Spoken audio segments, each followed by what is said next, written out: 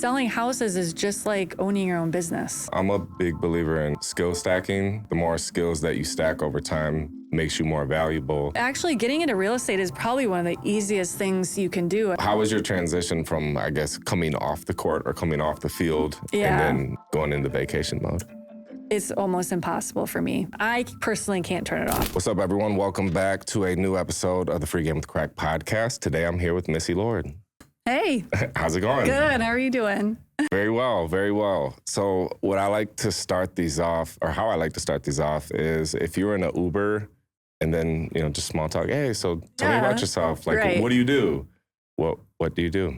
What do I do? I am a licensed real estate agent / associate broker for RE/MAX. And I'm a team leader, business owner for Missy Lord homes here in the Lansing area. And I'm super fortunate to be able to help people find houses, sell their houses, and make their life transitions. So I love it. And how long have you been doing that?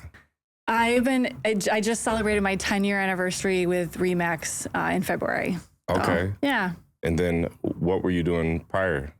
So I actually got really fortunate out of college. My undergrad was down in Florida, and I got a job in the corporate world right off the bat. And so I ended up staying there for almost 20 years. And I was doing marketing, advertising, branding, stayed there for a really long time. Florida? No, here, sorry. Okay. I came back home because my whole family lives in this area. Okay. So came back up here, got my job right out of college, and ended up being there for almost 20 years. And advertising, branding, marketing, made a lot of great contacts. And I loved that job, but it got to a point where, I had kids, I had a family, I wanted to pick them up from school. And it was just like the 8 to 5, even though we had, we had budgets and things like that, and I was killing my budget, it was very rigid. And I wanted to have the flexibility to go pick up my kids from school. It seems very small, but yes, the freedom. The freedom, yeah. I thought being a business owner was gonna be this big freedom thing. But so anyway, I loved the fact that you could, pick up your kids if you are a business owner and things like that. And so I, after the 20 years, started looking at building a business and doing something different. And I got my real estate license, did it part-time for 2 years before I made the leap from the corporate world, because it's such a scary thing when you have, a really good comfort zone job. And then you just think about being 100% commission. But the main reason why I got out of the corporate world is because sounds really cheesy, but I wanted to give back and I wanted to help others. And I felt like real estate was such a good combination of all the things that I've learned about. And I loved the whole aspect of trying to help someone from start to finish. And it is exceeded my expectations. So it's a good fit for what I do now. And I'm all about being humble, but have you had any success in real estate? So, yes, I feel so fortunate. My first 2 years, I was doing it part-time, and just to see if I wanted to prove it to myself. In 2019, I hired my first assistant, and after 2019, I just doubled my sales. We've got, 1,100 plus real estate agents in our greater Lansing area, and of those 1,100, when it comes to total sales, I'm number 3 of those people. And I just feel super grateful. A lot of that business comes from my past clients, referrals, people who felt like I did a good job. And I just feel lucky that I get to work with them and help them. And now that I've built a team, so now I can help grow the agents that are on my team and help them with their business. And it's just an ever-growing thing, and I feel super fortunate. That's awesome. Yeah, I really do. And then even outside of the area, you're pretty successful nationwide, right? No, well, yeah. So we're in the top 1.5%, but we're lucky too, because I have a big network of agents all over the U.S. and a lot of us refer to each other. So, a lot of my clients here in the Lansing area might be moving to Texas, for example. So we'll just call up another agent in Texas that is very similar to us, because we go above and beyond when it comes to marketing people's properties. So we look for other agents that are like that, go above and beyond and spend a lot of, have a big investment in videos and social media spends and things like that. to refer our clients to, so they have a good experience as well. So we help them make the move too, not just here. What about some like harder times in the last 10 years of this? You know, I think that like with all the HGTV shows and all the real estate shows on Bravo, and they make real estate seem so amazing. I mean, it is amazing. It is very rewarding and great, and you can help people. But at the same time, no one sees like behind the curtain of what all the stuff that goes on. Like not too long ago, I was literally picking up a dead mouse from one of my listings because I was in the bathroom and I was like, it can't be I have to like get rid of. I've actually done that multiple times. Yeah. We clean houses. Like if we're about to list a property, we clean houses. I've had sellers back out a week before closing of their homes. It's these dramatic, terrible things happen. But of course, we're not going to be like, hey, guess what happened? You know, these bad things. It's definitely not all rainbows and butterflies. For the most part, it's great. But our job as real estate agents is to like block the drama and the emotions of other people for our clients. Yeah. Which means we kind of have to be that buffer. Yeah. So we don't usually share that with people, but it is the downside to being in real estate. But I wouldn't change it at all. It's just all part of it. When you were in high school and they started going around the classroom and it's like, what are you going to do when you grow up? Yeah. Like, do you remember what your plan was? So I was always an athlete in high school. I played college basketball. I didn't say I was going to be like, you know, in the WNBA or anything like that. I loved sports. But I always thought for some reason I was going to be a writer. I wanted to write books. I wanted to write children's books, which is not too late. I mean, it's not like I'm not going to. Oh yeah, I'm going to write a book in the next few years. Are you really? That's 100%, awesome. Yes. Yeah. So maybe it's down the road. I mean, right now it's just kind of craziness with the business, but I feel like there's something. That's what I've always wanted to do, and I'd write some, you know, magazine articles about real estate and things like that. But it's not. It is something that probably eventually I might be doing. But that is what I always said I was going to be, as a writer. A writer? Yeah. Okay. Yeah. How does somebody get into real estate, or like what was the thing that was standing out, or like that led you in the direction? I feel like, I don't know. I just have always thought that was such a good, like it would be a job that would be perfect for me because I love working with people. Yeah. I just love helping people. That is, I can't say any other things about it. I love, you know, it's so funny because when I talk to people about when they want to become real estate agents, I always ask them the same question, like, why do you want to be a real estate agent? You know, why do you want to be on my team? And they'll be like, well, I've just always liked design, and I like, you know, house designs and things like that. But it's like, well, real estate's really not that. Yeah. But it is something that I like too. So I don't know, it's all part of it. And but I think it's the helping others is what really made me get into that. And then just being able to use my skills from the corporate world and the branding and advertising and marketing has helped so much, just understanding like how I can make my seller's house stand out more than any of the other houses that are out there. Yeah, I love that. Like, what does it take to do that? You know, and I think a lot of people don't look at it from that perspective. So I think that's a good reason why I jumped into that. Yeah, I'm a big believer in skill stacking. Mm-hmm. I think the more skills that you stack over time makes you more valuable. And it's crazy. A lot of times it comes from places that you wouldn't expect. So seeing your success, I feel like the fact that you played sports and love sports and there's a competitiveness in you. Yes, it's for like, sure. Of course that plays a part in your success today, but maybe when basketball wasn't your career, you might have felt like, damn, or something, or, you know, like, a waste or whatever, but it's not a waste because then it applies here. And then definitely. It's like what you're doing in the corporate world, branding, marketing, advertising. Obviously, you're very good at that to have the success that you have. So yeah, I think anybody who's played sports in the past especially ones that have gone to the higher level, they've got that drive, you know, that drive to succeed. With whatever that succeed is in their mind, what success is, they're a lot more driven to get there. Like, I'm super goal oriented. Like, okay, where do I want to be this year, and when do I want to do it by? I feel like that really comes from that sports background too. That's just what I've always had, but it just seems like people who have come from a athletic background have that same drive to like, and be very specific with what they're looking for with goals. Yeah.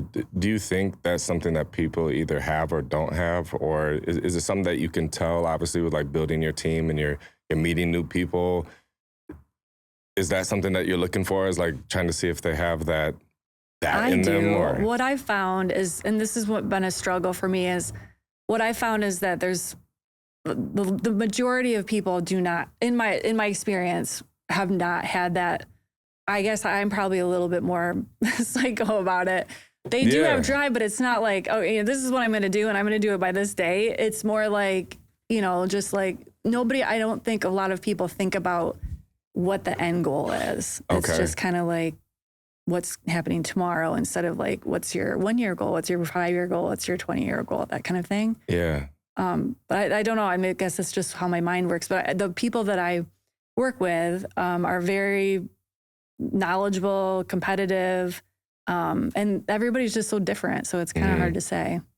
So I want to focus on that. I want to help the person out there that's very ambitious, but maybe they're lazy. Yes. And I guess what are different things you find useful when it comes to like setting your goals or creating your routine, or what is a week in your life like? An ideal week in your life. Productive. An ideal week in my life in what reality is like very different. Non-vacation. Yeah, exactly. Grind mode. Darn, okay. Well, my normal week is just appointments. We have appointments booked from like morning until, I've been really trying to cut down on evenings and weekends, but real estate, I used to think that, everybody used to say evenings and weekends. If you're going to be in real estate, you have to work weekends and nights. And I used to be like, oh yeah, but I can talk my clients into, seeing houses during the day. That's definitely not the case. So our appointments are usually like morning till 6 or 7 p.m., Monday through Friday. I've really been trying to not work weekends, especially in the summer. So I've been making it a point just to spend more family time because my kids are getting older and starting to, a couple years away from going to college. So I'm really focusing, trying to spend more time with them. Mm-hmm. So weekends, not as much, but like last Sunday, I had like 5 appointments. So it just kind of varies. But right now it's busy. It's like 8 in the morning till 7 p.m. Okay. And it's just go. Appointments, showings, listing appointments. I just came from shooting one of my listing videos at a house in Grand Ledge, but it's kind of cool because it varies all the time. Yeah. What type of like habits do you create for yourself that are positive for future proofing? Or it could be like making time to exercise, or diet choices, or bedtime, or I don't know if you aim to go to sleep around the same time every night, or I know all these things like. What is it? The miracle morning. That is something I have like.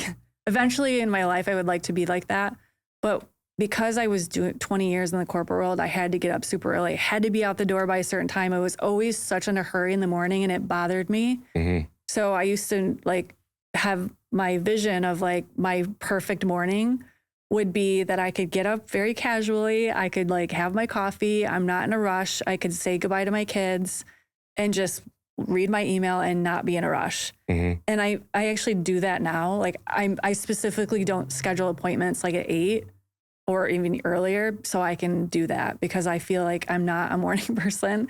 But the ideal miracle morning, have you heard of miracle morning? Yeah. Okay. Yeah. So it's like, I think that would be probably what I should be doing, but I don't because I specifically chose to do it this way because I just want to be like chill because there's a lot of anxiety that comes along with real estate, and especially with me personally.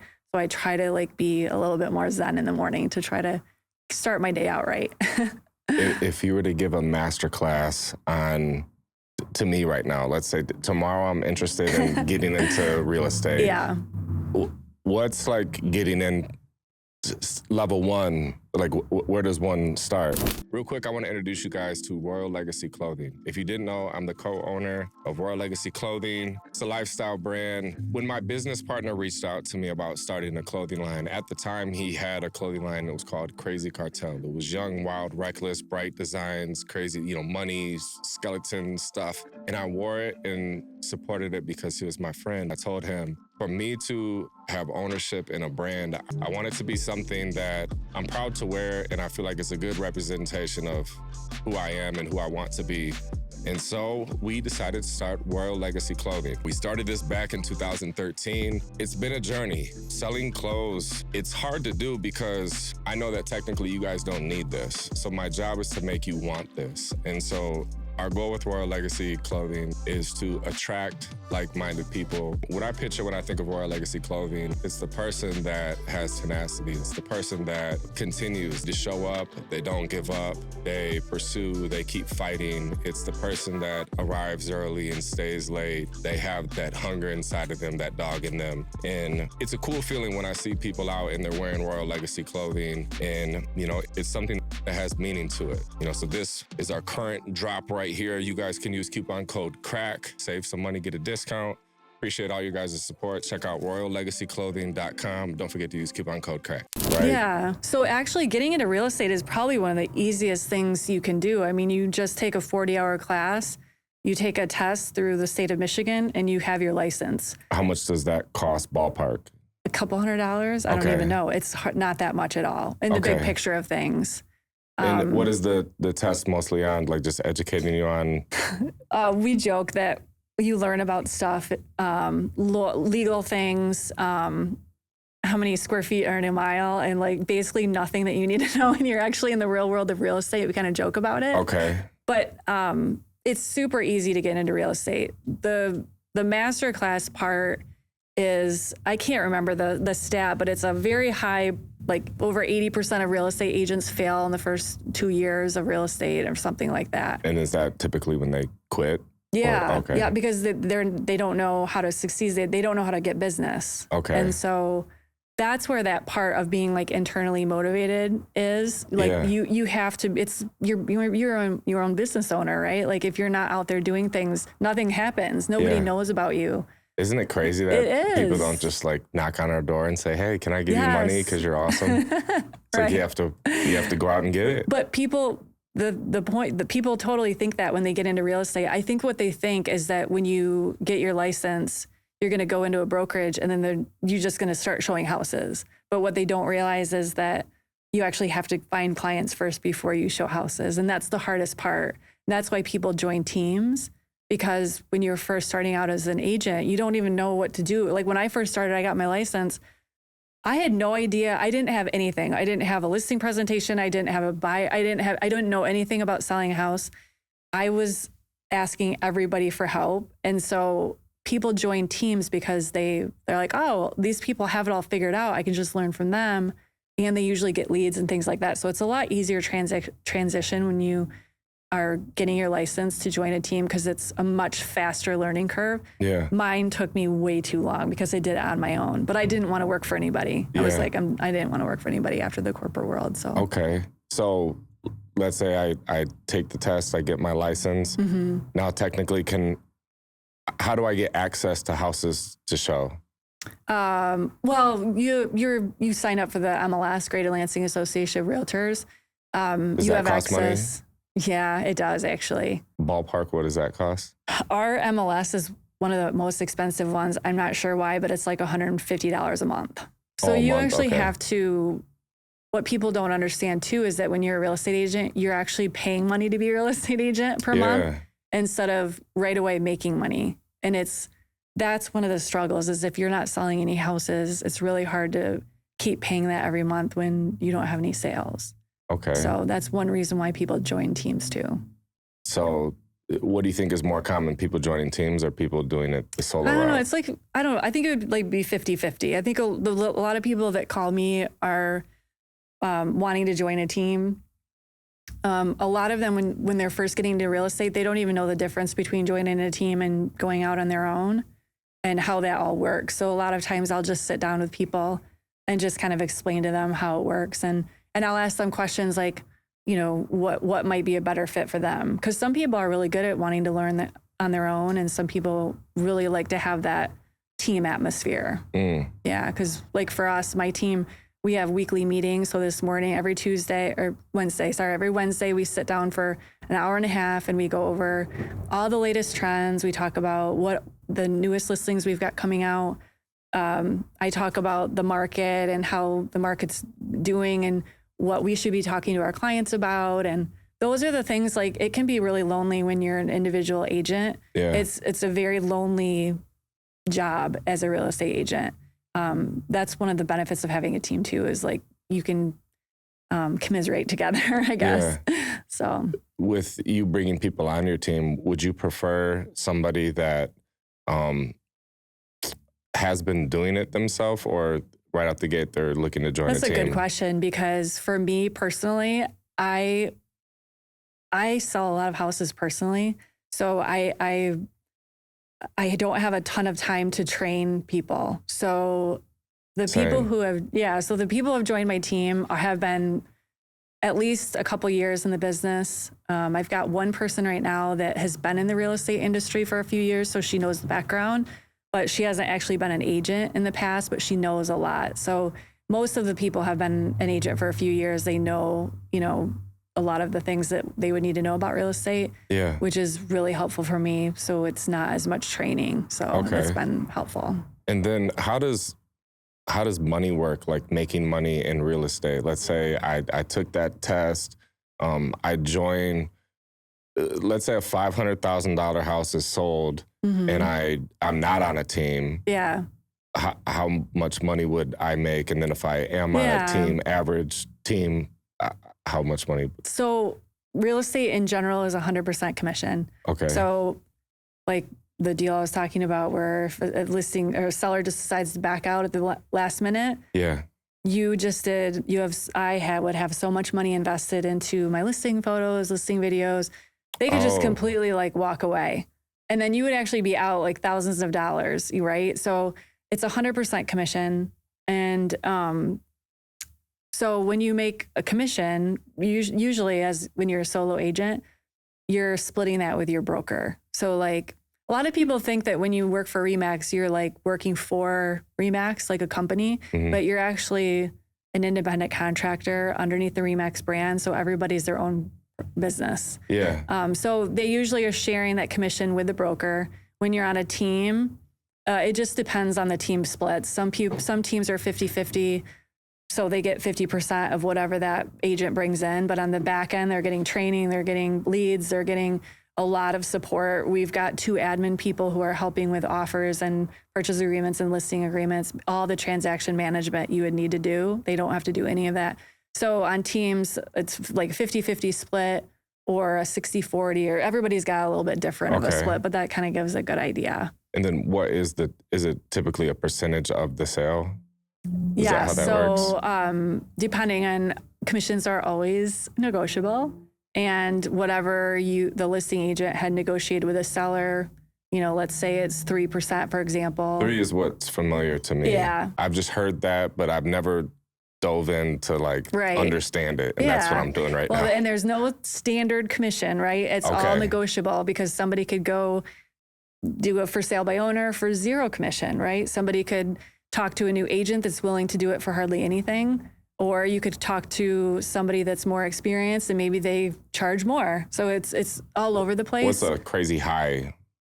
I mean, so we used to do it where it's like, my fee is 6%, but we share that 3% to the buyer's agent. But they're doing away with that with the whole,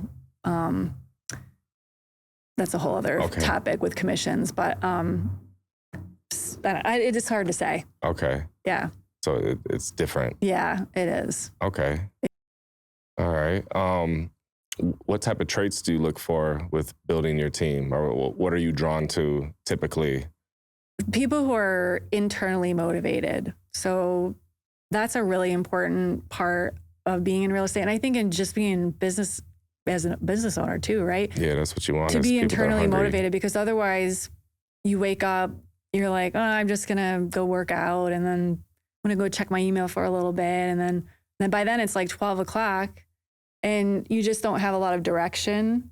But if you're internally motivated and you have a goal, they're going to be a lot more likely to be excited to go do something, like do open houses or knock on doors or do marketing flyers or help me with a listing that I've got going on so they could do things to put on their social media or whatever. So yeah, that's the internal motivation. Do you see your role transitioning to more of directing versus doing? I don't know. I love working with people. So I thought about it, and every time I get a call and they ask me to help them and I am like really busy, I'm thinking, I don't want to give them to one of my team members because I really want to help them. So I don't know. I don't think I'm going to get to that point where I'm just going to be like out of real estate completely, because one of the things I love is to help people. Yeah. So I can't imagine that changing, but who knows? What is your maybe 10 or 20-year goal, or what's your big goal? Yeah, I do love helping my team grow. Some of the agents on my team are young, and to be able to teach them how I grew my business. I mean, it's the same. Like, they can be their own businesses under my business. Yeah. And that's kind of a really unique part of real estate, is like, you can join a team and then you can create your own team within a team. And I love to encourage that for my team members. And I do love that too. So I get to help my team be successful. And then I also help my clients be successful too.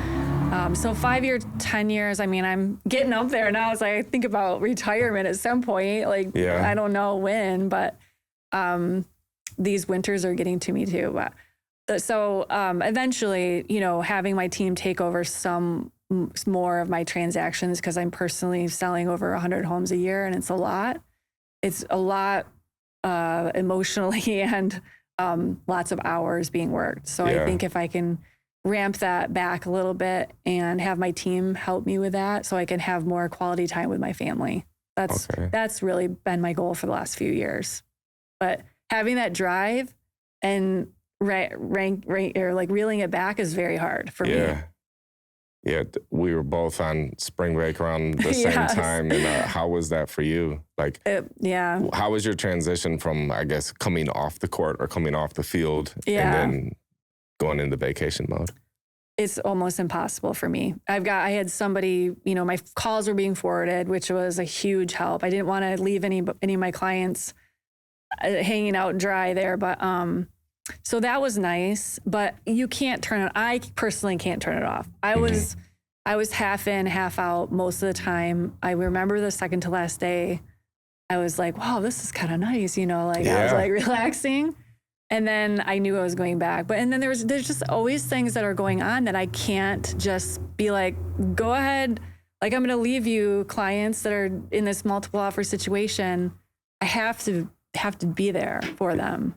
So it's really hard to go on vacation. But it's only a week, usually 1 week out of the year is when I really try to not have my phone. Okay. Most of the other times, like in summertime and things like that, I'll have my phone all the time. So it makes it challenging though. Do you use ChatGPT often? I do, yeah. Yeah, I think our second or third day, our spring break was, I think, 7 or 8 days. Mm-hmm. And on day 3, I was going to go cuckoo for Cocoa Puffs. Yes. Basically, I told my wife, like, I'm just not happy. It's like, what do you mean you're not happy? Look around where we're at. And I was like, I'm not happy, though. I don't feel whatever I normally do at home that fills my cup. I'm not doing that here. And so I was doing like a 2-hour therapy session, just sending 8 to 10 minute voice notes to ChatGPT and be like, this is how I feel right now. I know I shouldn't feel that way, but however I feel this. And so how can I be here for my wife and my daughter, but still blah, blah, blah. Yes. And it coached me through, and it was like, we're going to create your version of vacation. Aww. So your version of vacation, you still need to get up and go to the gym. You still need to do 3-4 hours of work and maybe even film some content. Then you feel like you deserve, like you earned, go sit up by the pool all day or go do this. And I'm fortunate. My wife, she understands, 10 out of 10. So is that what it was? You were feeling like you weren't earning the being able to just like hang out and relax. Yeah, I think I need like update the firmware or something, but I'm like exactly the same. So I actually did the same thing with ChatGPT, with something very similar with like the 15-year plan. And it was about like just making little, like, if this is where I want to be. But I was saying I was struggling with, doing this much business. Like, I don't want to work so much. I love helping my clients, but I want to spend more time with my family. Like and it was just like you said, it spit out this like really good advice. Yeah. That was like meant, specifically tailored to me. I was like, oh my gosh, this is amazing. Yeah. So, but it was similar advice probably. How's the dynamic with you and your husband? Like how is he wired versus how you're wired? How do you guys work together like that? He works for the DNR for the state of Michigan. He's worked for them for like 20 years, and he's always been like 8 to 5, and it's worked out great. But recently he's got promoted, and his stress level has probably doubled than what it was before. He was always like the one that was my calming person. Yeah. And now like his stress is up here and my stress is up here. So it's been a little bit of a challenge in that respect, but he's getting to a point. But it's fine. I mean, we're working through that, but he just keeps going up the ladder, but the higher up you go, the more stress you get. More money, more problems. I know, is it true? It's so true. Shit. I don't want that to be true. I know, no, it's true. So, but we're working it out, but he is the one that's like most, making dinner, but now he's working later, so it makes it a little bit of a challenge. Okay. With our schedules and things, but we're working it out. When you got into real estate, that took up more of your time than before, right? Yes. Like 8 to 5, I used to feel like was a lot. Like, oh, I got to go to work. I got to be there at 8, and I could be leaving by 5. And I thought that was a lot. But as you know, as a business owner, and I just feel like I'm like psycho is the only way I can describe it. Like I'm so crazy about wanting to like help people, and like, I want to make sure I get back with everyone. And so I'll do appointments all day into the night, and then I'll spend time with my family, and I'll get back on the computer, and I'll do all my marketing and like, do extra things that I probably don't need to do just to make sure that I feel like ahead. Yeah. And that's probably the bad part about it. So I don't know how to get out of that, but. Let's talk about content. Yeah. I know you talked about around 2020 or so. You heard something. I want you to share that. What did you hear that made you decide to get into content? So me, just like most people, really do not like to be on camera. I don't like to do videos. Most people don't like the way that they look on the camera. Or sound. Yeah, usually, or sound. Like, oh my God, I sound so dumb, which I always say that too. But because you look back and you're like, oh gosh, you don't look good. But anyway, so yeah, I don't know if it was 2020. I feel like it was earlier than that. Okay. That I heard at some real estate seminar I went to that, if whoever's going to be out there is going to be the most well-known, whatever business you are, right? Yeah. So for me in real estate, I just started thinking about that. It's like, some no-name punk kid that just got his real estate license. I just picture this like 19-year-old guy that knows nothing about real estate, but is like really good on camera and is like walking around and like, doing video tours at houses and like, and just out there all the time. Like, and then there's me who has so much knowledge and experience and can really help people and go above and beyond to market people's properties. But if I'm not on camera and video and he is, like, they're going to call him because they know him. And I just remember back then, years ago, like, I'm like, all right, I'm going to do it. I'm going to step outside my comfort zone and I'm going to be on video, whether I like it or not. And most of the time, I don't even look at my videos afterward because I know I'll just criticize them. But I've gotten to the point where I'm like, okay with it, because good. It's like, I know it's good for my business. It's really good for my clients. Because most of the videos I do are like really high-end professional videography for my clients' listings. And I like to do the intros because when you do a listing just description, it's like way different than when I can say, look at this amazing, great room. Like it's waterfront property. Like I've got a waterfront property and I can explain it to people on video where otherwise I just feel like it's not like the 3D effect you can get with video. So that's why I decided to go outside of my comfort zone. And I still feel like every time I do things like this or on video anywhere, I don't like it. My team hates it when I try to get them on video. Really? Like they hate it, yes. But I told them, if you're gonna be on my team, you have to be on video. So. Hey, same shit here at Crack House Studios. You are a content creator first, and then whatever your role is second. Yeah, I mean, I don't think people realize that, especially in today's world, like our brand is like, social media is like where people learn about us, right? Like there's no yellow pages anymore. 100%. Like, so being out there is so important. That's how people get to know us, like us, and trust us. And it's really important to stand out. So you want to know my least favorite people to talk to on earth? Who is that? It's the business owners that are typically in their 60s or 70s, and they still mention like billboards or commercials or ads on the radio or yellow page, all that. Right, yellow pages, yeah. And then when I mention social media, they're like, yeah, but there's not that many people on there. And I'm like, oh my God. I know. A lot of people don't realize the power it has. Yeah. And that's why I try to explain that to my clients too. Like, there is no greater place to be able to reach a large amount of people in a very short amount of time, which is why, we were able to do that for our clients. Yeah. So it's pretty amazing, actually. I just love the fact that I try to double dip in every area of my life. So like meeting people for the first time and getting to know them and spending time with them and having a conversation. One-to-one is cool, but like one-to-many, it's like we're already going to have the conversation. So then now you have cameras going, and then people from all over the world can, potentially millions of people could watch this video. And it's true. It's there. Yeah. I think so many people get stuck. Like, what do I talk about? I'm scared about the way that I look, and it's just one of those things I try to like push through that and just do it. Do you remember the first video that you filmed, or how you filmed it, or where you were when you filmed it? They're like unlisted on my YouTube channel. It's horrible. And I still I'm not saying I'm good on video at all. Like I don't think that I'm the best, but it's like just being out there is what's important. But yeah, they're terrible. Like I would do video tours with my clients that might be out of area. I'd be like, hey guys, like look at this house, selfie style. And it's just funny to watch. But the more you do it, the more comfortable you get. And it's easier to do it the more you do it. Mm-hmm. And it's not as big of a deal once you keep doing it. But I just say, it's for my business, for my clients. And I always like to keep learning because it's changing literally by week. Yeah, no, it's hard. Like the algorithms and all that stuff, it is very difficult. Especially when you have a full-time job, it's like, that's literally another full-time job. Yeah.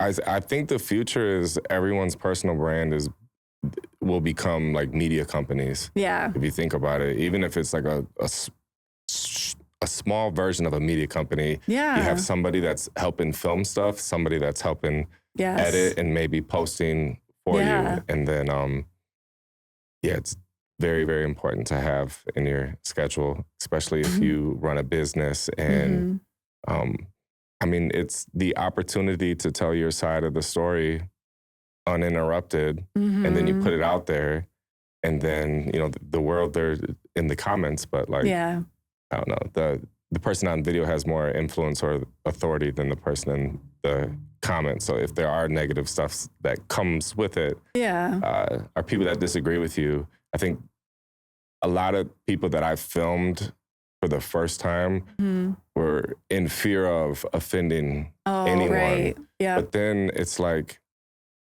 if you're too vanilla-y, then people don't forget about you. You're not attracting your tribe. Yeah. And that's my goal with my content and what I want to help, people like yourself with the personal brand, is showing that more authentic side, which is why I love podcasting, because it is unedited. Yeah. Have you found that, do you ever go live? I never have, because I'm so terrified. This is where my anxiety comes in. Okay. I literally never have. It's so dumb, because I'm like, what if I go live and I don't know how to like flip the camera around? Oh. It's so dumb. I literally never have done it. I don't know why. Do you have your phone right now? Yeah, I do. I knew you were going to say that. I'm going to say, let's do your first live right now, and you have to talk for... Yeah, I never have. So, but I know it's good. It's very good, right? Well, I was hoping that you had done some lives because I find if I know that it's live, I do well. Really? I'm not overthinking because I know it's live. There is no editing. I think... And it's probably because I offer the service for other people and I'm aware of like retention and editing and are people going to click away or am I talking for too long and I'm going to lose people? I'm thinking about those type of things when I'm filming content that's not live. Yeah. Because then I'm thinking that wasn't the best way that I could have said it. Let me say it again and let me say it shorter, that type of stuff. But like knowing that it's live and that there is no editing. Yeah. It's a relief. Takes the pressure off. For me, yeah. Oh, that's interesting. I never looked at it that way at all. I feel like the opposite. I don't know why. Yeah. But that's a good perspective. Yeah, I watched a video maybe 2 nights ago, and it was a lady helping people grow their YouTube channel. And one of the things she was saying is like, here's how to take way less time with filming your videos and save a bunch of time with editing. And then her tip was pretend that it's live. Mm-hmm. So pretend that you're live and you can't edit it and just get through the video. That's smart. Share the facts, help the people out, and remind yourself that you're there to serve them. Yeah. So if I'm going out of my way and we're all busy and we have different things that we could be doing or things that we'd rather be doing or spending time with our family, and we're taking time away from that, we're here to serve you and help you. Right. So if somebody's going to say, you have a big nose, or you this, or you sound stupid, or you dress funny, or whatever they may say. It's I don't know. What do you think has been the best, all of the things that you've done to promote your business, what do you think has been really successful and gotten you to the higher level? My YouTube channel. Really? Isn't that crazy? Yeah. That was the best ad in the world for YouTube. Yeah. For sure. You should get paid for that. I need sponsorships for this damn podcast. If you guys are interested, crack@crackhousestudios.com, please and thank you. But no, YouTube. Yeah. And I think it's because it's the longest, it's that long form versus the short form. Yeah. And I think that if somebody discovered either of us today and they consume maybe 10 short form videos, I still don't think that that's equal to like one 10-minute YouTube video. Right. YouTube is also more intentional. People go to YouTube usually to look for something or learn how to do something, or like with Finding You, it would be me going to YouTube, maybe looking up tips for buying your first home, mistakes to avoid with buying your first home, or, you know, are you about to buy your first home? Watch this video. Yeah. Like, oh shit. Yeah. That's true. You know, and then typically when you do goodwill and give people value and you're the person that helped me out, well then, and it's, oh, P.S. and I, by the way, I'm Missy Lord and this is what we do. It's like, oh, I want you're the person that helped me and taught me. Yeah. I had a good experience with you. I want you to be the person that, you know, that's awesome. YouTube is very powerful. Great search place.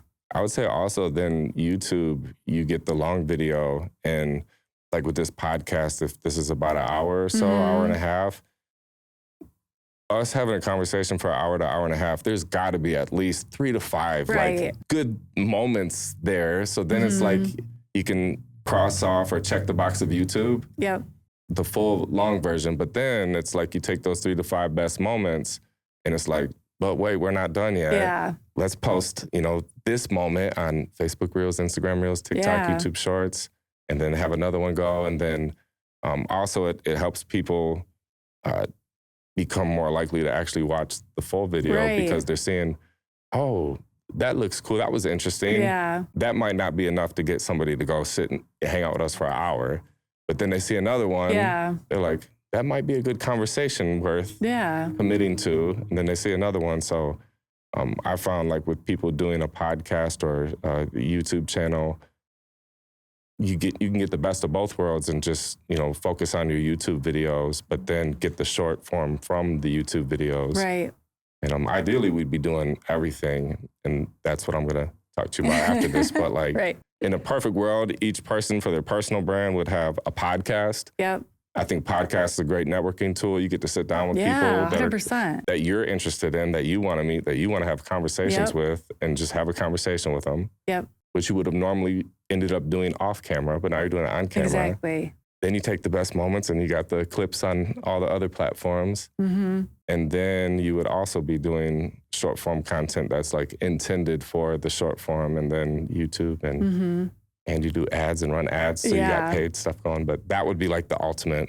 That is a great combination. I was like this close to doing a podcast, and then I started thinking about it as like, I just didn't want to get too much on the plate, you know, but I love that. I love the idea of talking to people and like just building new relationships like that, and like just being curious about other people's businesses, and especially in the greater Lansing area. Like, I feel like I don't even have time to like go out to eat anymore, you know, just like going out and meeting business owners and restaurant owners and things like that. But that's awesome.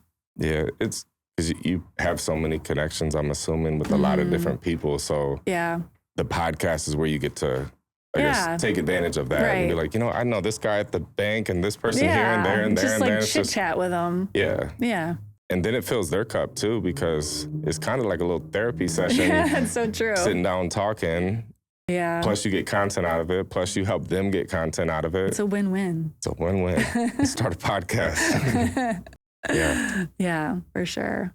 Okay, we talked about your routine and habits and content. And what advice would you give to the younger version of yourself? Oh, man. I guess specifically with career, courage, and maybe the dog that's in you, the fire. I think the courage is a good question, because I do feel like there's so many people out there that are in 8 to 5 jobs and they're really unhappy. Yeah. And they feel like they're stuck, and they're like, I always wanted to do this, but like I can't because I've been here 10 years. And, you know, I wish that I would have gotten out of the corporate world so much faster than I did. I stayed there. I think it was like 19 years. It was just such a comfortable place. I was in my comfort zone. And I always had the feeling of wanting to be free, you know, like free to me is like not having to be somewhere for someone else and like writing reports and things like that they needed, but it wasn't helping my clients, that kind of thing. But I feel like a lot of people want to do that. They want to start their own business, but they feel like they can't, or they're too scared to do it. Yeah. But I wish I would have done it sooner, so much sooner, because I'm so much happier doing real estate. And I feel like I'm actually contributing to society more in this position than I was ever before. And again, it has really made a huge impact on my family in a good way. And I wish that I could tell myself it would be fine. Like, cause you just don't know what's on the other side, right? Like when you're wanting to get out of your comfort zone, it's like, I really did want to, but I was like too scared because I had, you know, lots of benefits and a good cushy, salary and all that stuff. But it was so worth it. And I financially, it's so much better, and I can flex my schedule around my kids, my family, even though it is so many more hours. That's the downside. But the upside is just, it's my own business that I've created, and then I'm actually helping people, and I'm helping the people on my team, and I just feel like so lucky. Do you like the responsibility of others? Like, for a team, you mean? Well, so I think I'm a little bit unique from a team leader, because give me some advice. I don't think I have advice for you, because I actually never said like, oh, I'm going to have a real estate team someday. Like, I was so much against I wasn't against it. I just, you get to a point where you're like, you don't want to work for anyone anymore. You just want to kind of be on your own. That's kind of how I felt. And so, but when I was so fortunate to have a lot of clients, and when you do a good job, it's like a snowball. Like, they refer you, and then this person refers you, and then a couple of years later, they're like, hey, do you want to list the house that you helped me sell like 3 years ago? And so your business gets to a point where you have a hard time keeping up. And that's what happened to me, where I started to feel like I was not doing as good of a job as I was before, when I was selling a lot fewer homes. So I was like, I have to get help. And then self-awareness, there's a gem right there. Most people they're they're probably still in that same stage and been living there for 20 years because they didn't have the self-awareness to be like, wait, I'm slowing down things. I'm the bottleneck here. I need to expand. Yeah. It creates burnout. Yeah. You get burned out. You're not doing a good job for your clients. But I got to the point where I'm like, I needed help. But the thing is, I didn't want to be that team leader. I didn't want to be a boss. I don't like confrontations. Yeah, I don't like confrontations. I never wanted to be a manager. Actually, I had so many opportunities in the corporate world to go up the corporate ladder, but I said no every time because I'm like, no, I just want to be on like my own and doing my thing. And I was happy doing that. And I felt the same way in this role. But it's kind of like sports where, you know, when you're on a team, sometimes you're just like automatically a leader, but not called a leader, I guess. That's kind of how I feel. When I talk to my team, I tell them I'm not a manager. We are a team. Like I am the team leader technically, but let's all collaborate together instead of like, hey, you need to do this, you need to do this. Anything I ever talk to them about is always like coming from a place of like, how can I make you better? So it's never like, you're not doing this, you're not doing that, because that is something that I would hate for somebody to do to me. So from a team leader perspective, it's not something I want to do, but I had to do out of necessity. Yeah.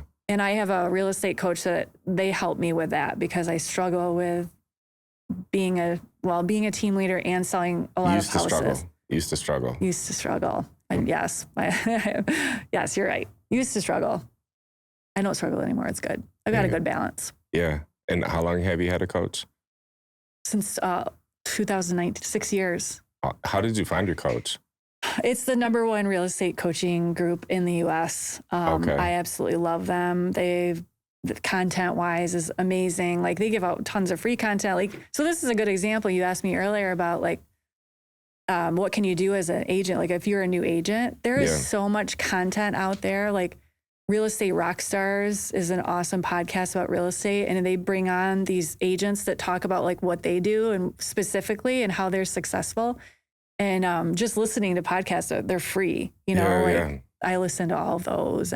But no, I've been coaching with them for 6 years and I've had a couple different coaches over the time, but coaching is so wonderful because it keeps you on track to where you want to be instead of like, if I didn't have a coach, I would be that person that's like, kind of like meandering through the day, not having direction. Yeah. Where with a coach, every week we meet on the same time. And it's like, I have to have my homework done that we talked about last week. And it helps me grow my team to like, what's the next level, that kind of thing. Or what do I need help with now? I have to get that done by the next week. It just helps. It's accountability, which is really, really helpful. What advice would you give to that makes somebody a good coach? Because I do coaching and I always like to get, my goal is just to get better. Are you a coach or are you getting coached? Do coaching. You do coaching. Yep. And you said what makes a good coach? Yeah. Well, I feel like personality styles have to mesh, right? Because if I had a coach that was like hard on me, that I do not do well with that. Okay. Like I will go and cry. I'm super sensitive. But no, I think it's like when that coach is truly doing their job because they love to help people, you sense that as the coaching client. And having that upfront conversation is like, because I went through a life coach when I was in the corporate world. I was actually coaching the salespeople all of Michigan, and I went through a 12-month life coaching program, which was intense. It was like a really good one. Teaching you how to be a life coach? I'm a certified life coach, actually. That's awesome. Yeah, no, it is. It was great. I learned so much in it. I learned, especially when I'm talking to like couples, it's like therapy, you know? Mm-hmm. But building that foundation of trust is huge, because if you don't have trust with the person that's your coach or that you're coaching, I feel like it doesn't help as much. Okay. It's having that trust that the coach is like really wanting you to succeed instead of just like, you're on to the next one. You know, it's like, I know that my coach is really wanting me to succeed and has the experience of getting me to the next level. I think that's what a good coach is. Would you say that something as simple as caring is the cheat code to success? Oh yeah. I mean, 100% with everything, right? Like people can sense when you are coming from a place of greed or for your own, selfishness or whatever, But when you come from a place of like truly wanting to help the other person, I feel like energetically you can sense that. Yeah. And it's really important for sure. Yeah, my wife, we were talking last night, and then I was venting to her about one of our clients, one of their accounts, like one of their platforms isn't growing right now, but it's like they're growing on Facebook, they're growing on YouTube, they're growing on TikTok, but like their Instagram is a slow one. And there's still some videos with thousands of views and whatnot, but like, yeah, I don't know. She just heard me venting about it, and then she was like, I went through and I was engaging with some of their stuff, or I shared some of their stuff, or invited my family members to like their page and things like that. And she said, because I could tell that like that bothered you earlier. And I was like, I just care. Yeah, like I actually want to help people. And if I ever feel like I can't, I have that self-awareness to be like, oh, you're looking for this. I can't give you that. Like it's not a good fit. And I always said that I had that to a flaw, but I'm just gonna own it. It's just part of me. I don't think it's a flaw. I think it's one of probably the best. I mean, I don't know you very well, but it's one of the best traits in anyone, I think, right? Because our world is crazy enough. If we don't have people that care, we're like in trouble. Yeah. Well, I think it's almost what my dad said was, imagine you're at the dentist and you open your mouth and the dentist goes like, damn, or oh shit, or whatever. You're gonna be like, whoa, wait, what? Yeah. I'm worried. I'm scared now. Like, uh-oh. And I've done that a lot with like, I'd have a vision. And again, I care so much about like, this is when I was doing lots of music videos, but yeah, I had this standard, this bar. And then I looked at every single new video as an opportunity to create the best one of my career. Yeah.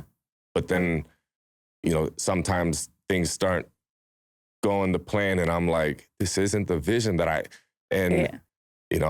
sometimes I may, I'm gonna be back in like 10 minutes and I go sit in the car to calm down. Yeah, no, that's good. It's like, I guess the psychopath side of me, but I'm like, if I was a client, I'd be drawn to me because of the fact that I care. Yeah, for sure. And isn't it interesting too, how our perspective on things completely changes the way that we live, right? Like I feel like our perspectives of our world make us either happy or miserable. See, that's deep right there. That's life coach stuff, and that was a gem. But I tell that to everybody. Like I feel like that's like one of the most important things in life is like, because right now I've got some crazy things happening in my real estate transactions, like not great.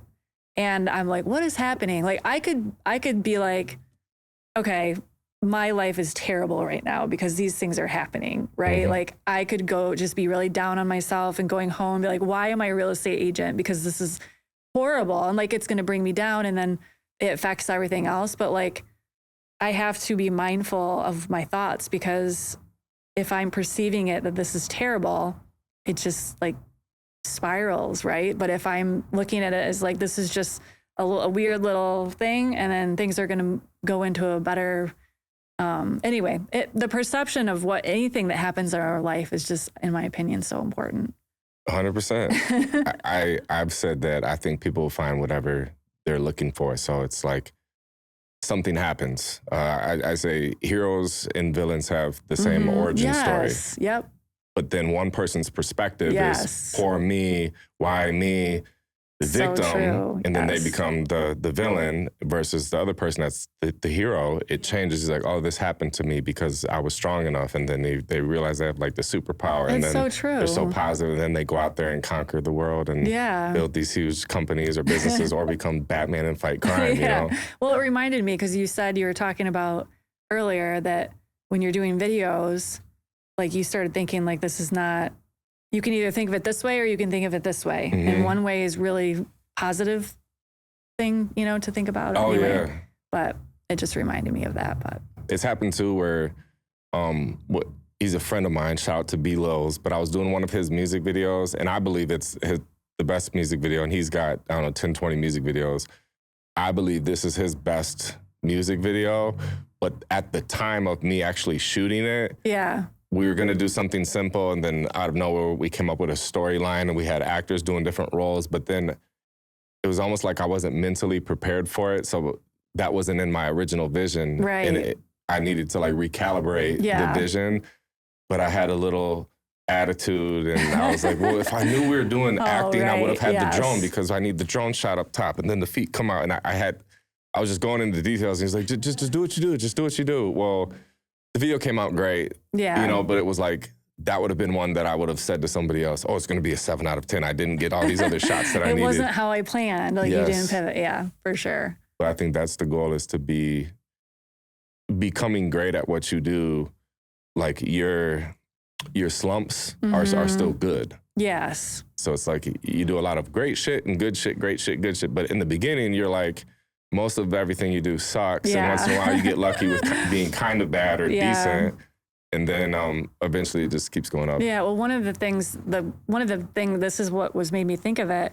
A couple of the bad things that happened, I actually brought them up to my team and I said, one of the great things about this is that I got to learn some really good lessons and I get to teach them to you. And so we went over each one of them. And I told them, I said, when I first started real estate, I wish that somebody had written a book about all the things that they wish they would have done differently. That, there's so many things, like scenarios in real estate that can go wrong. And if I could just have that in my brain when you first start, instead of literally learning them hard knocks, like through the whole time. So anyway, I each week I tell them, like, here's a mistake that I made over in the past and you can learn from that. So you guys don't have to suffer the way that I did. So anyway. The difference from one to one to one to many, that's content. Yeah. I wish that was on camera. Yeah. Think about it. There's so many other people that are in real estate that could benefit from. Yes. Like you're sharing it with your, your team that's in the room, but like if this is on camera, now we're just documenting what you're already doing and then broadcasting it. Now it's on Instagram. And even if you see a video with 1,000 views, there was 5 people or however many, 10 people in the room. Versus now 1,000 people got to be in the room too. Right. Or 10,000 or whatever. So yeah, it's pretty cool for sure. What is your future plans going forward with growing? We're kind of I call us like a ninja team. Like we do a lot of business, but we're a small group. And I really like our small group because I feel like it's manageable. How many people? So we have 8 people on our team. That's the sweet number. I read a book recently and it said 7 to 9 is you can create this. They had a name for it, but they said that they found that companies that have less than 7, then there's different blames and there's problems that come along with it. And then with teams from 9 to something, now you have just enough people to where you're not seeing or communicating with a lot of the same people all the time or getting the same attention. And then But yeah, he went through all the pros and cons, and the sweet spot was 7 to 9. Oh, that's interesting. Well, we're at a perfect spot. I mean, I'm kind of in a place because I have a lot of people reach out and say, hey, are you hiring? Or, you know, and I'm at a place right now where it's like, I'm either going to get bigger and my team's going to be bigger. But I think right now my comfort zone is where we're at right now. Mm-hmm. As long as we can, our big goal is making our customers have a really great customer experience, because we get a lot of referrals, like past clients, you know, hey, Missy and her team did amazing. Like, you should call her because we had such a good experience. I want to keep that. But if we have too much in a small group, so right now we're doing great with the number of people that we have, and we've got a great support team as well. And I think that's kind of where I want to keep it right now. Okay. What would you say if it's Missy Lord Homes? Yeah. Compared to, not a good one, a bad company. So let's talk about pros and cons. Like, what comes with a bad company does this, but here we do this. I mean, how do we differentiate ourselves from other real estate agents that don't do a good job? Yes. Specifically that don't do a good job. Okay. So one of the main reasons people contact us when it comes to the selling side. So if someone wants to sell their house, they're usually calling me because they've seen our marketing somewhere. So we go so above and beyond what a lot of real estate agents do from a marketing perspective for listing their house. So Jim, real quick, that was a gem. So always go above and beyond to differentiate yourself. Yeah, continue. Above and beyond. Okay. I'm going to lose my train of thought here. Shit. No, that's okay. I have EDD. Squirrel. Yeah, exactly. So no, what we see a lot is real estate agents will take photos, sometimes good, sometimes bad. That's a whole other story. So let's say worst case is they just pulled out their phone and took some bad pictures. It hurts my heart when and people do that. in the best case, you hire a professional photographer to take the pictures. That, so some agents just either take pictures with their phone or hire a professional photographer, and they put them on our MLS, which when you put your listing on the MLS, it obviously goes out to everywhere. But then they just stop there. They don't do anything else. They're like, I'm a real estate agent. I did my job. I put it on the MLS and I sit back and relax. But the problem is they're missing over 50% of the buyers that stepped out of the market last year when interest rates went up to 8%. So all these people stopped getting like the Zillow notifications, like, hey, new house just came up. Like they're not seeing that anymore. Like they just gave up for a while. Mm-hmm. And so my job, and this is the part of the above and beyond, is to try to not just reach the buyers who are in the market, but also the buyers who have like just sat on the sidelines waiting for interest rates to go down. I want to reach them on social media. I'm reaching them on YouTube. I'm reaching them direct mail, print. A lot of agents don't do that because it's expensive. Mm-hmm. And what I tell my sellers is that, I feel like I get paid really well to do a job for them. And I feel like it would be a disservice to not do those things. So professional videos, professional videography, or professional photos are a must have. We do aerials and then paid advertising on all the social media channels, as well as direct mail and YouTube. We pay money on YouTube as well. Oh, so yeah. it's just a lot more than what a lot of other agents do. And the reason why it's important is because I usually say, like, most agents can sell a house. Like right now, we have such a shortage of houses on the market. If the house is in good condition and priced well, somebody could take photos and put it on the MLS and probably get an offer. Yeah. But our value is how much more can I get them for that house by doing that extra marketing and getting more people through the door, and to create that multiple offer situation.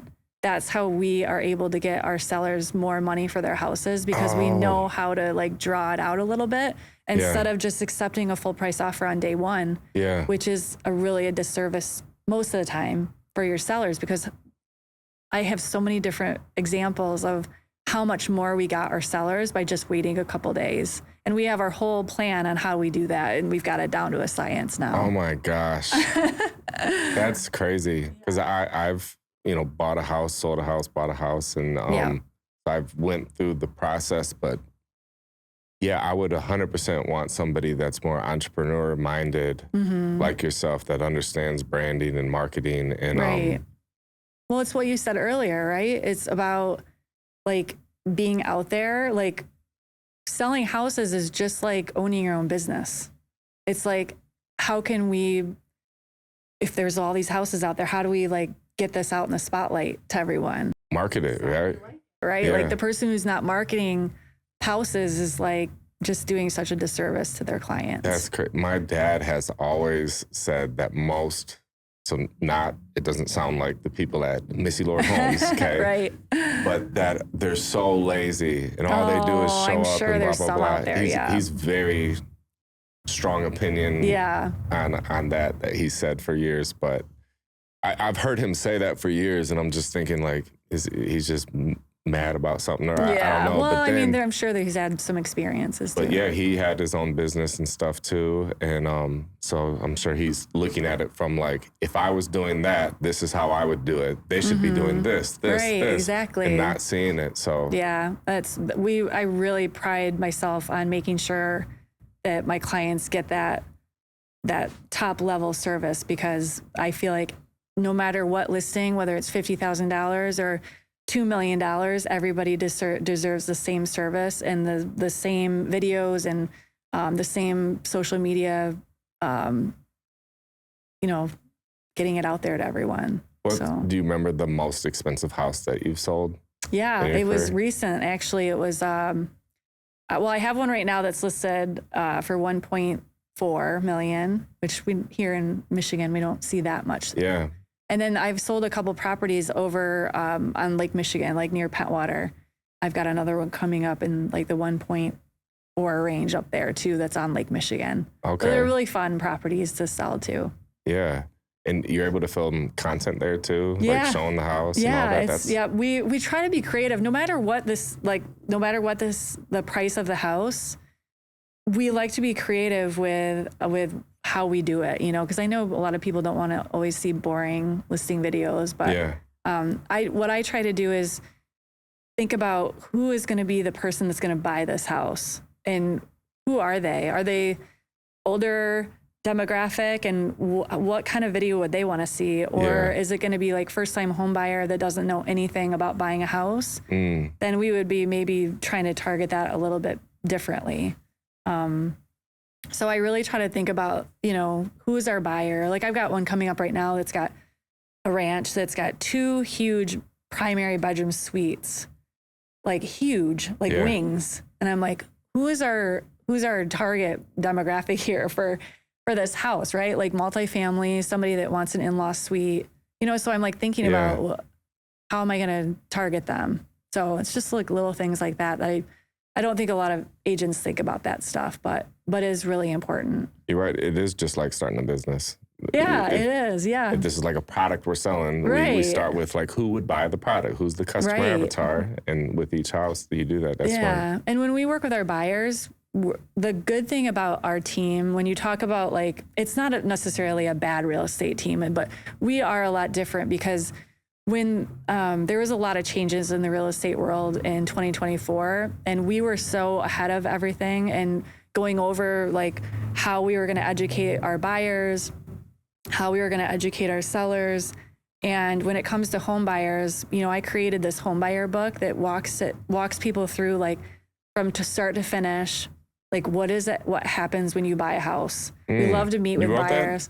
I created it. Yeah, I created it. And then we printed them out in these really nice booklets.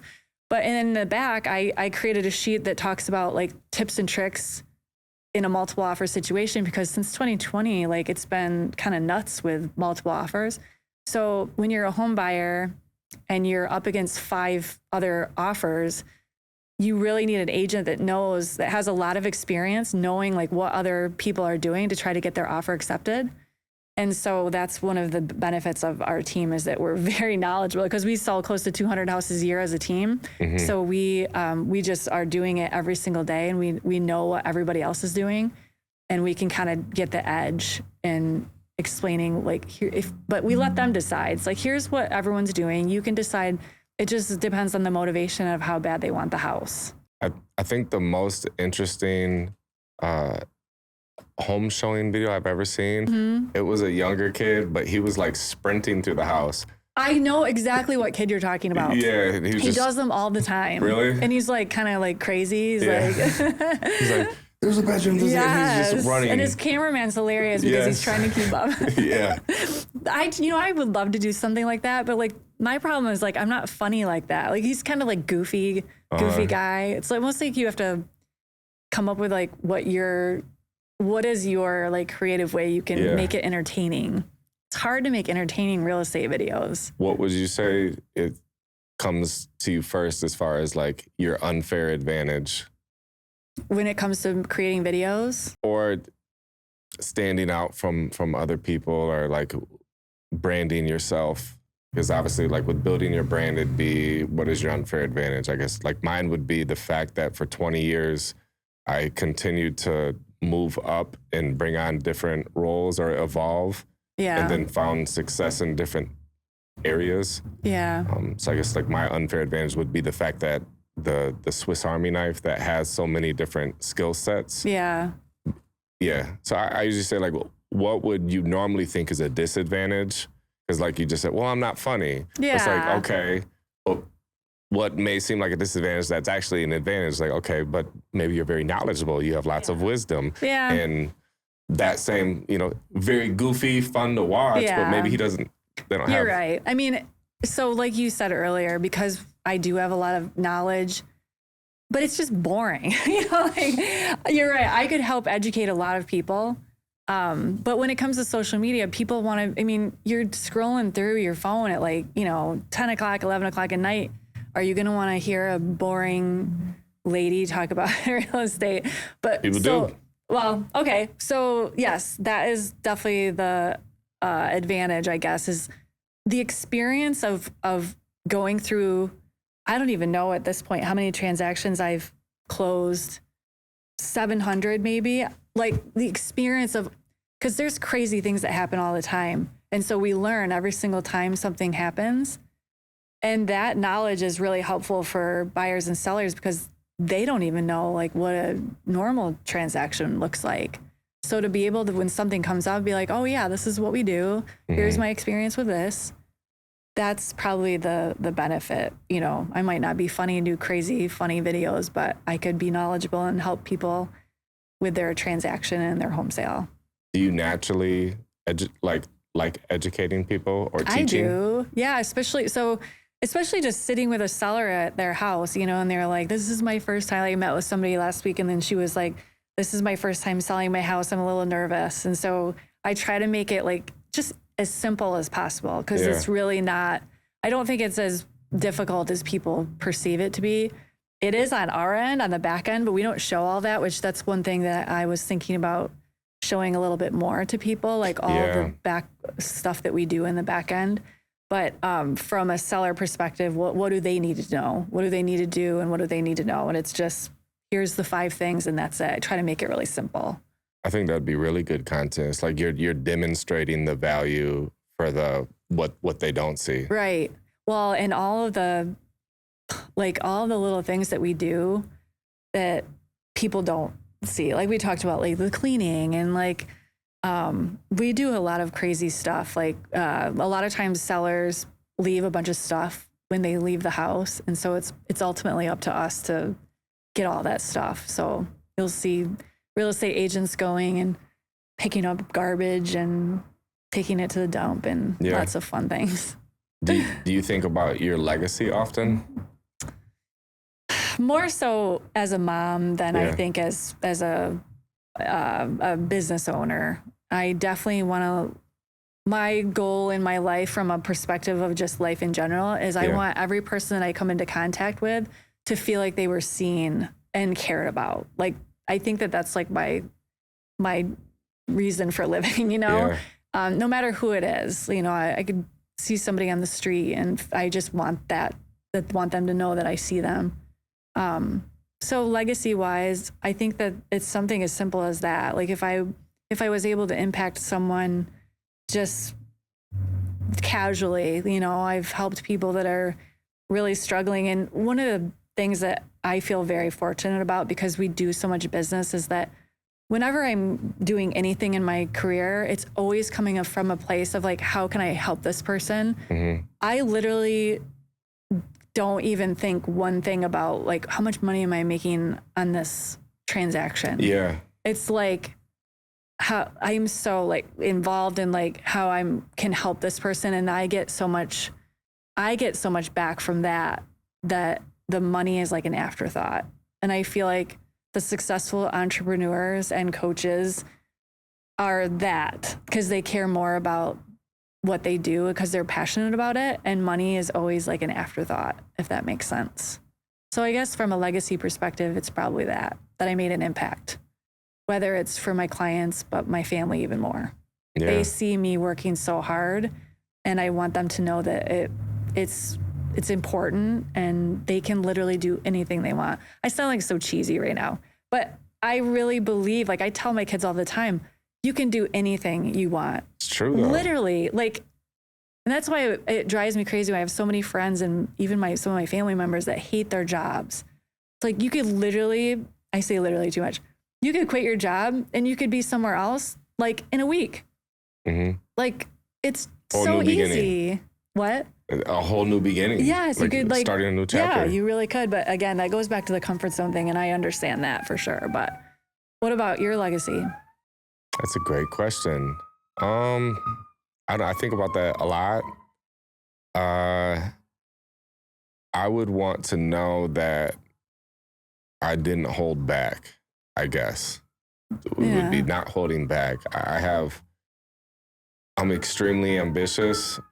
So I'm very limited by time. Like there's only enough time to do. Yeah. I have so many things I'd love to do. This is an important thing you're saying. Must be. But that I didn't hold back. something as simple as, man, it'd be cool to have a podcast one day. And it's like, here we are. And man, it'd be cool to start a clothing line one day. And I started a clothing line. That's Maybe awesome. Open a studio. And it's like, it happened. And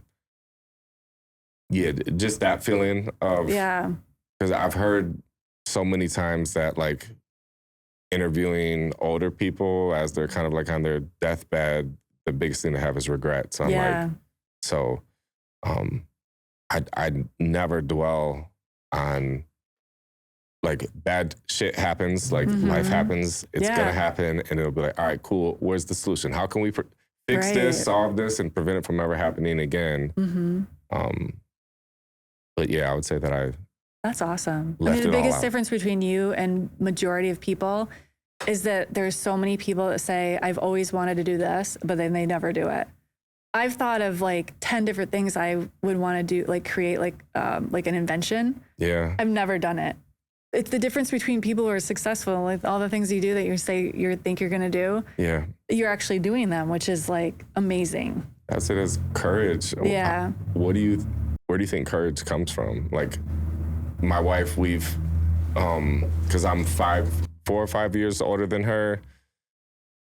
I would say I'm pretty freaking mature for my age, or boring or responsible, whatever. And so, she'd ask me, she's like, I'm not like you. I don't have that thing, or like, I'm happy with just doing this or whatever, you know? And we've talked a lot about like, what do you think that is? Like, why do you think you are the way you are, but your brother isn't that way, or your, you know, my sister? And I didn't know a lot. What I talk about is,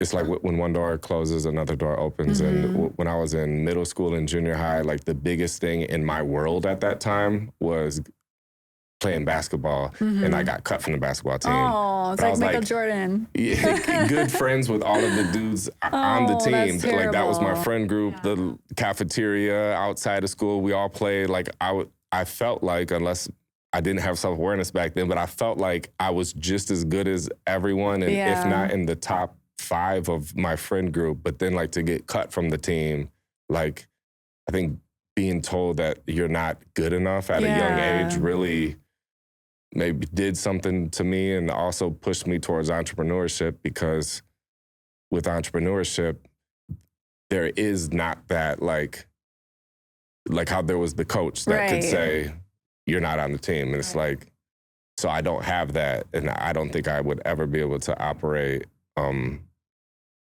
in a company where I wasn't that.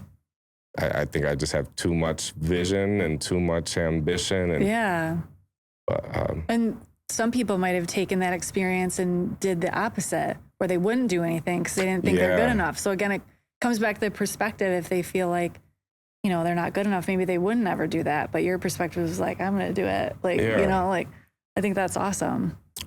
What do you do as a parent to raise courageous kids? What advice would you give? Such a good question, because I have one kid that's like super motivated and like knows what they want, and the other one's the opposite.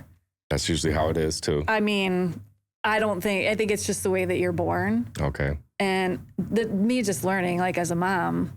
But I was going to answer your question, because you said like what gets that courage to happen. Like what I was just thinking about is like, it seems like it's like your motivation to be where you want to go has to be greater than your fear of staying where you are, right? Because that's why most people just like stay in their comfort zone. But if you want something so bad, it's like the desire to be there has to overcome your fear. It's like Brene Brown, she talks about that a lot. Yeah.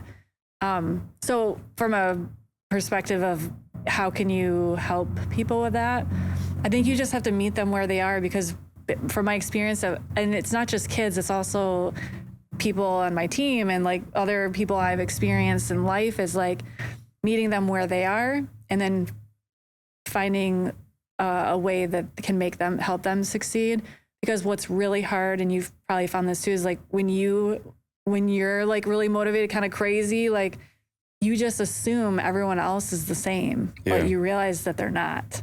And at first I feel like it can be disappointing, but then after a while it's like, no, it's just, they're not wired like they're not wired like that. And then you just meet them where they are and figure out what's successful to them. How do we help get them to that place? Yeah. But if they're not motivated, that makes it really hard. Mm-hmm. So I struggle with that with one of my kids too. But it's like, I guess just focusing them on where do they see themselves in 5 years? Because I don't think that they ever think about that either. Would you say that the child that you're talking about that does have a lot of motivation or things that knows what they want to do and different things, have they tried more things than your other kid? That's a good point. Yeah, one struggles with anxiety and has not done a lot of things, and the other one doesn't. So that maybe has a lot to do with it also. I think it's, I have a friend named Brandy, and she was talking about this. We had a deep talk one day, and it was about like me and her had that trait, and we were talking about somebody else that didn't. And she was saying they've never done anything hard in their life. Right. And not like that extreme version of that. Like they could have done a lot of different things, but like specifically set their mind to something that was going to be really difficult. Yeah. And then prove to themselves that they could do it. And I think that's where like the confidence. So that's true. But even getting to the point of like making a goal, I feel like sometimes is challenging, which is it could just be, a small win. What would a small win be? That's true. Yeah. To get that momentum going to build up. But I think that's common too with a lot of people that have a lot of talent, but they don't use it. Mm-hmm. That's a common trait. Of not having the motivation or? Yeah. Like I've met a lot of people that had so much talent, but it's like a fire with no gas. It won't go anywhere. Yeah. And there was nothing that I could do, say, or just lead by example to get that like to click with them. And unfortunately, I don't have any instances ever of like it magically turning on eventually, which is sad. That's why coaching people who don't want to be coached or are not motivated, it doesn't work. Because like it's so funny because like I'll be talking to my coach. I'm like, okay, this is what I want to do.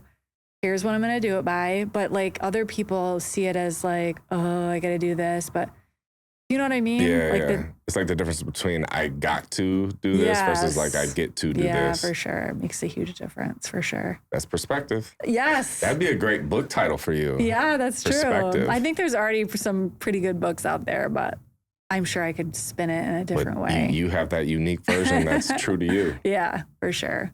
Okay. Where can people find you? So I've got at Missy Lord is most of my like Instagram, YouTube, Lansing Real Estate, Missy Lord for Facebook, MissyLord.com. Hey, good. Yeah, good for you. It's kind of a theme. All right, everyone. Thank you all for tuning in. I'll put links in the description to check Missy out. Thank you for being a guest. If you guys are watching on YouTube, please subscribe, give the video a thumbs up. And then if you're on Spotify, do me a favor and give this a 5-star review. Subscribe, and I'll see you guys next time.